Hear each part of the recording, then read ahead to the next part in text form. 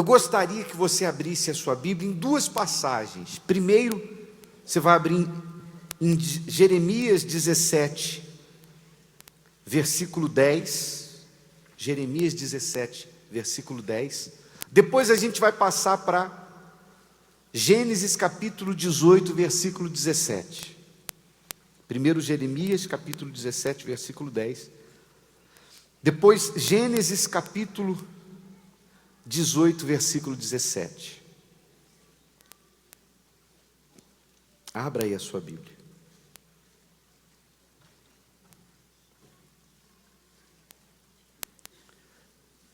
Jeremias capítulo 17, versículo 10. Muito bem.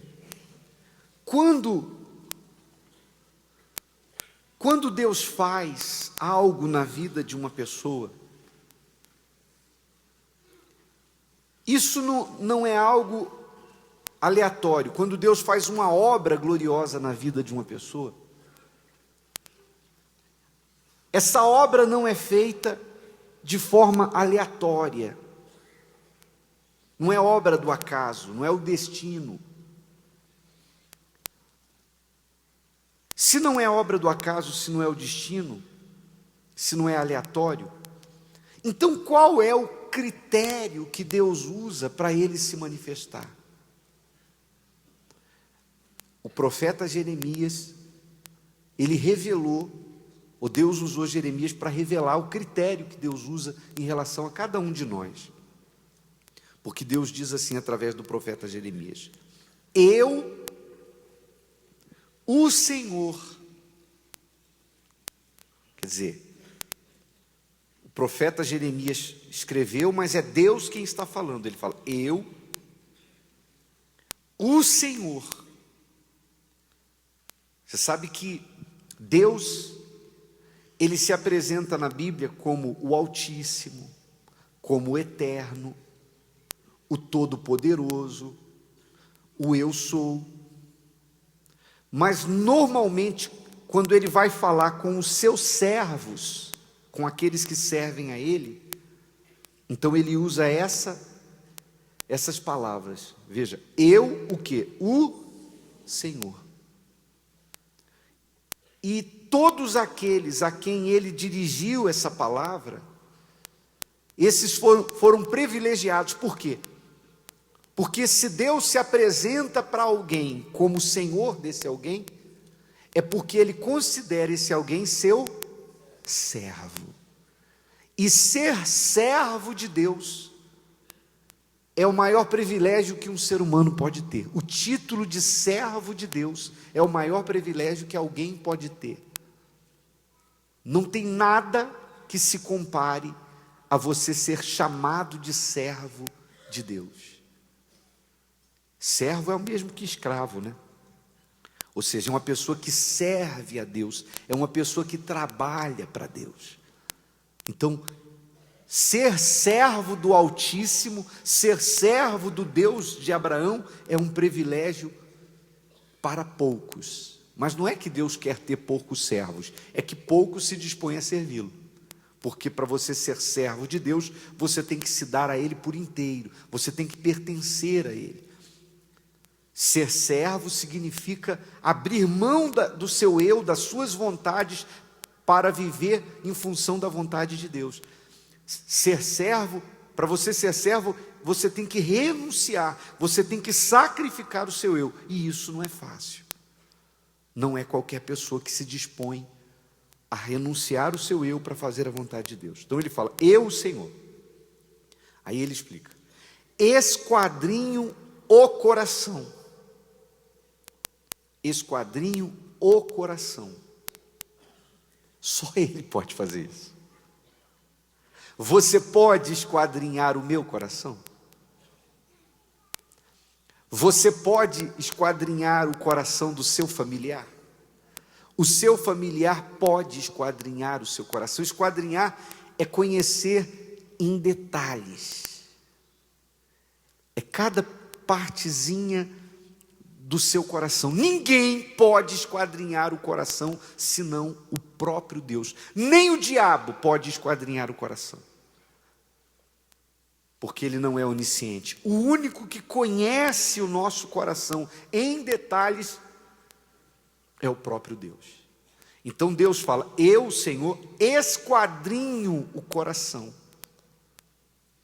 Significa dizer que Deus faz isso com cada um de nós, cada pessoa que está ouvindo essa mensagem agora. Você pode ter certeza, Deus esquadrinha o seu coração.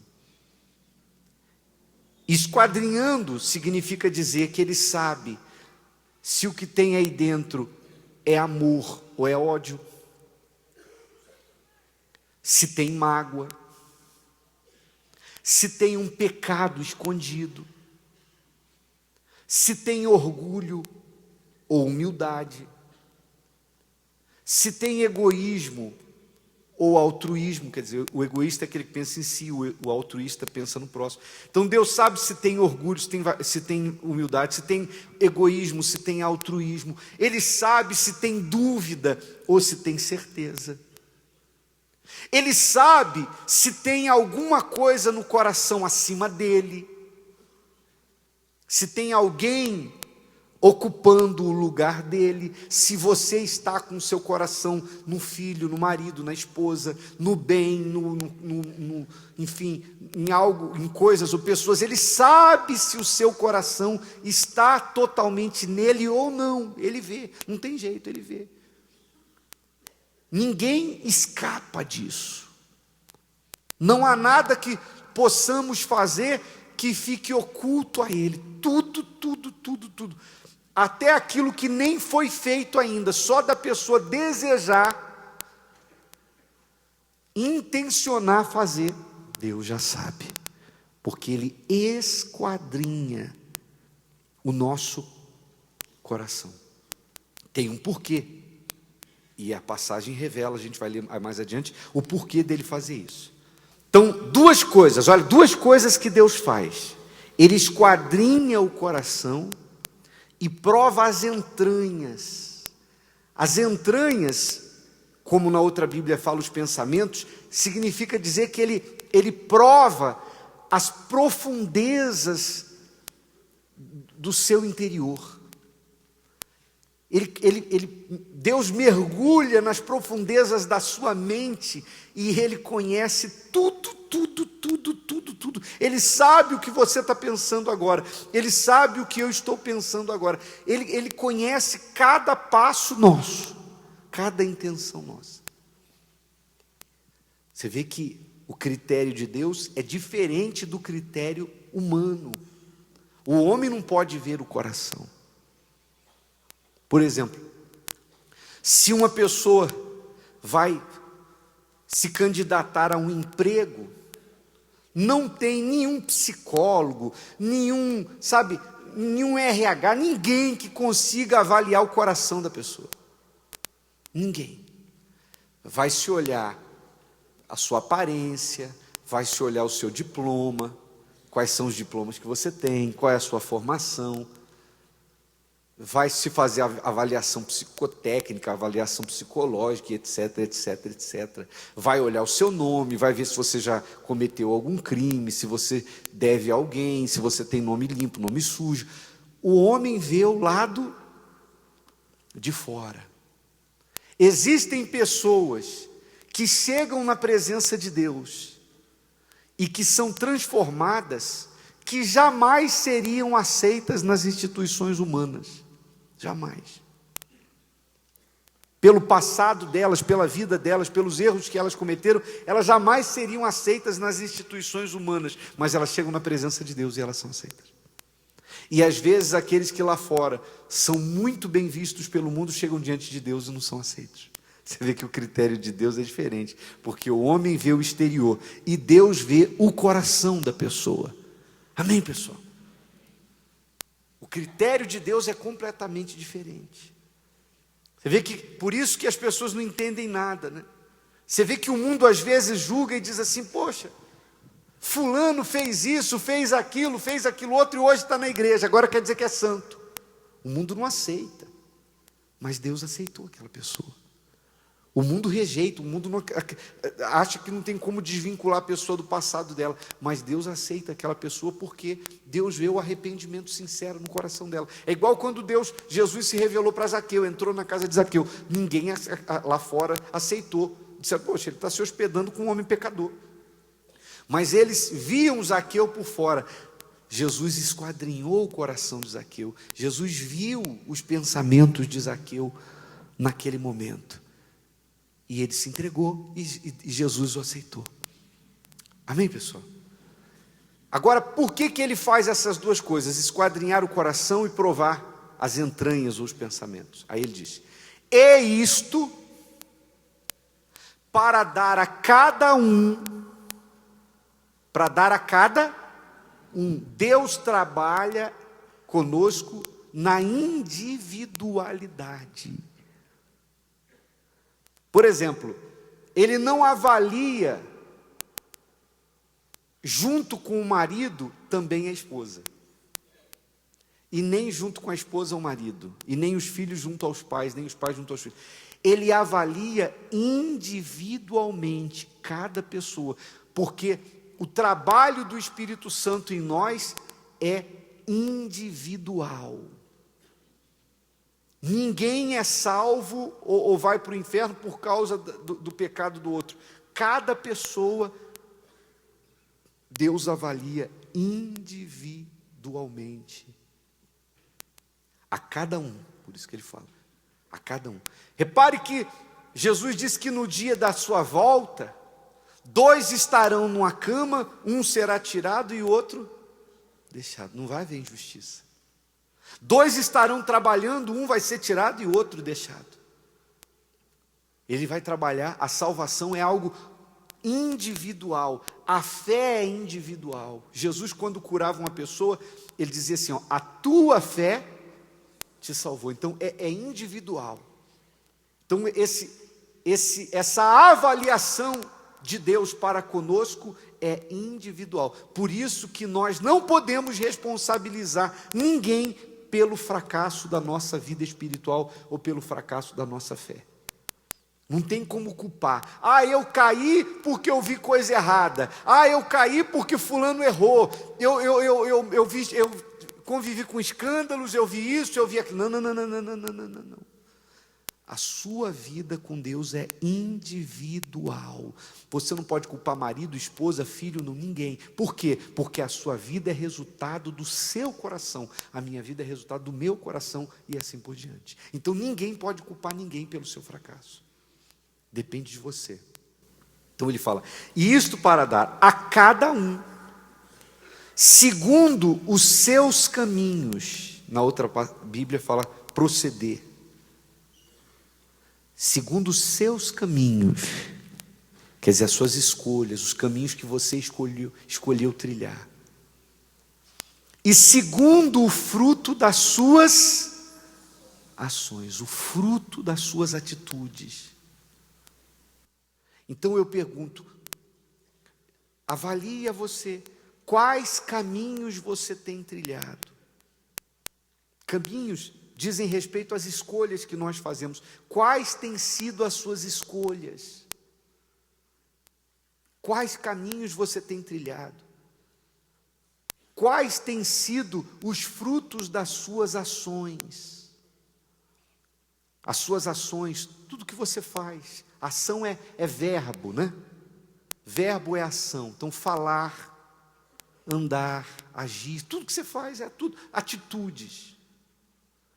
Quais são os frutos? Por exemplo, os frutos da sua boca, daquilo que você fala, que é uma ação. As suas palavras, elas vêm para levantar ou para derrubar. Você abre a boca para abençoar ou para maldizer. Você fala a verdade ou você fala mentira. As suas palavras têm ajudado as pessoas ou têm prejudicado. Quais são os frutos das suas ações? Porque as nossas ações, os frutos das nossas ações têm que ser vida. Nós temos que ser geradores de vida. Então, quais têm sido os frutos das suas ações? Deus te conhece. Deus me conhece. E ninguém pode passar uma maquiagem e enganar Deus. Por isso que quando a gente entra na presença de Deus, já diante de nós tem que ir a sinceridade. Porque se você falar uma coisa e Deus olhar para o seu coração e vir outra, já era. Já viu que você não foi, ou a pessoa não foi sincera. Sincero é você ser o que você é e acabou. Nós já falamos sobre isso, né? Que os vasos, o oleiro fazia os vasos, e quando um vaso rachava, para não perder o vaso, passava-se cera. E botava para vender com a cera, escondendo onde ele rachou. Mas as pessoas que conheciam a arte do oleiro, quando iam comprar um vaso, perguntavam para o oleiro: vem cá, esse vaso é com cera ou sem cera? Então, se o oleiro falasse: não, esse aí tem cera, então o valor diminui. Agora, se ele diz: não, esse aí é sem cera, ou seja, porque ele realmente não tem rachaduras. Então, assim, daí saiu a palavra sincera, sincero. Então, quando a gente chega diante de Deus, a gente tem que chegar sincera. Ah, mas eu tenho um defeito. Tá bom, eu estou aqui. Eu tenho essa rachadura aqui, mas eu sou isso aqui, o que eu sou. Porque não tem como enganar Deus, passar cera e tentar ser uma coisa que você não é. Pode até passar diante dos homens, mas diante de Deus não tem como. Então, nós temos que ser sinceros. Deus nos conhece. Amém, pessoal? Então, Ele te conhece, Ele te sonda, Ele nos conhece, e isto para dar a cada um de nós individualmente, decidir o que Ele vai dar, até onde Ele pode ir na sua vida, até onde Ele pode ir na vida da pessoa que está do seu lado, até onde Ele pode ir na vida do seu familiar, enfim, Ele vê. Ele vê.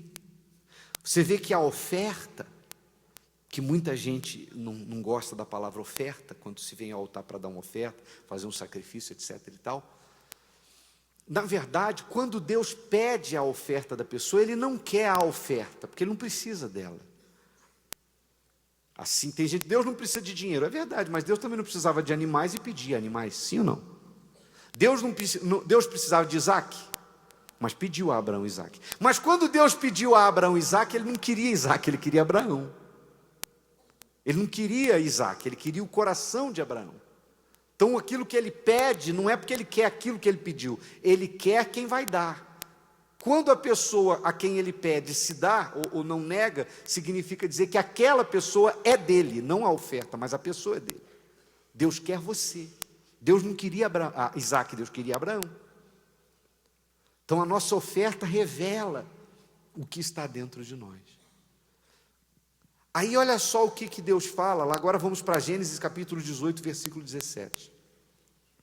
A Bíblia diz assim: quando Deus estava, aliás, isso que eu vou falar, o contexto é o seguinte: Deus estava para destruir Sodoma, a destruição que choveu fogo e enxofre e acabou com tudo lá em Sodoma. Então Deus estava para destruir Sodoma. E aí Deus vai e diz assim, Deus fala para Ele mesmo, olha só Deus falando com Ele mesmo. Às vezes a gente se pega falando com a gente mesmo. E disse o Senhor: ocultarei eu a Abraão o que faço? Visto que Abraão certamente virá a ser uma grande e poderosa nação, e nele serão benditas todas as nações da terra. Ou seja, conhecendo Deus Abraão, sabendo, provando, desde que Deus vinha provando a ele, desde que ele saiu de Harã, Deus foi provando a ele. Então Deus já viu que futuramente Abraão seria o precursor do Evangelho, porque dele nasceria a nação de Israel, os judeus, o povo judeu que está aí até hoje. E na nação dos judeus nasceria o Salvador da humanidade, as famílias da terra seriam benditas por causa de Abraão. Então o que havia, o plano de Deus para Abraão era muito grande. Então Deus diz assim: poxa, será que é justo eu esconder dele o que eu estou para fazer? Quer dizer, destruir Sodoma? Você já parou para pensar? Que coisa profunda. Deus dá satisfação para alguém. Às vezes tem briga no casamento porque a mulher não quer dar satisfação para o marido do que faz, ou o marido não quer dar satisfação do que faz para a mulher. O filho não quer dar satisfação para os seus pais. Deus falou com ele mesmo: pô, será justo eu não falar para Abraão o que eu estou para fazer, tratando-se de alguém tão especial, alguém através do qual todas as famílias da terra poderão ser abençoadas? Poxa, eu não posso esconder de Abraão o que eu estou para fazer. Então Deus pergunta para si mesmo e aí toma a decisão. Aí ele fala assim, ainda falando com ele mesmo: porque eu o tenho o quê? Fala mais alto essa palavra. Conhecido. Deus disse: porque eu o tenho conhecido. Então, o fato de Deus conhecer a Abraão e saber que Abraão era justo, fiel, o levou a chegar à conclusão de que tinha que revelar o que pretendia fazer para ele. E eu e você, e nós, quando Deus nos esquadrinha, qual é a decisão que Ele toma? Será que Deus nos olha e diz assim: não, peraí, eu também tenho que revelar a minha vontade para o fulano, porque eu tenho conhecido e eu tenho visto que realmente ele é meu servo? Qual é a reação que nós provocamos em Deus? Porque eu o tenho conhecido, e sei que Ele há de ordenar a seus filhos e a sua casa depois dele, para que guardem o caminho do Senhor. Quer dizer, Abraão era importante para Deus. O plano de Deus para a humanidade passava por Abraão. Então Abraão não era qualquer um.